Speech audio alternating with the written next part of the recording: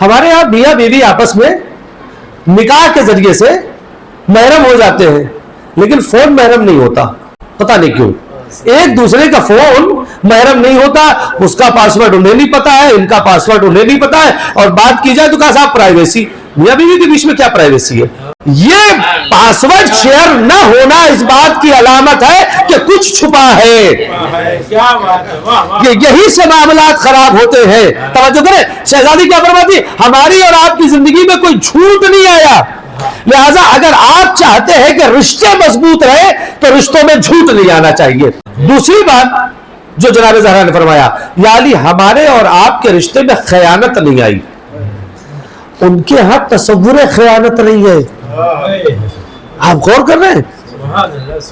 ہم سے بتایا جا رہا ہے کہ اگر رشتوں کو مضبوط کرنا ہے تو اب میں خیانت تو آپ سمجھی گئے، میں بالکل ایک لفظ میں بہت احتیاط سے مجلس ریکارڈ ہو رہی ہے جہاں تک جاری، بہت احتیاط سے، پر خیانت کا مطلب یہ سمجھیے کہ جو آپ کی ہے وہی آپ کی ہے، دائیں بائیں نہیں دیکھنا ہے، اور خواتین سے کہہ دوں کہ جو آپ کا ہے وہی آپ کا ہے، دائیں بائیں نہیں دیکھنا ہے، بس یہی ہے خیانت۔ لہذا رشتوں میں ایک تو جھوٹ نہیں آنا چاہیے، دوسری چیز رشتوں میں خیانت نہیں آنی چاہیے۔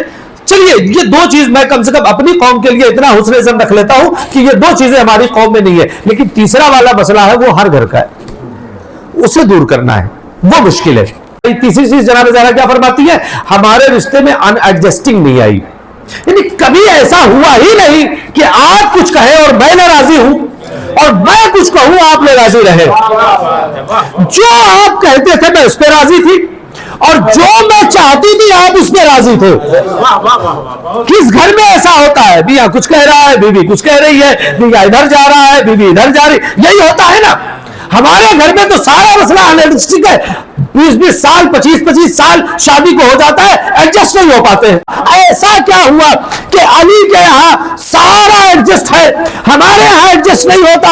ایک مسئلہ ہے، مسئلہ یہ ہے کہ جو علی کے گھر میں تھی وہ شریک حیات کے ساتھ ساتھ شریک مقصد بھی تھی۔ توجہ نہیں کر رہے آپ؟ شریک حیات کے ساتھ ساتھ شریک مقصد بھی تھی۔ ہمارے گھر میں صرف شریک حیات ہوتی ہے، اگر میاں بیوی آپس میں شریک مقصد بن جائے تو اختلاف ختم ہو جائے گا۔ جب مقصد الگ ہوتا ہے تو 4 آدمی ہوتے ہیں تو بھی مسئلے 4 ہوتے ہیں، اور جب مقصد ایک ہوتا ہے تو ایک مسئلہ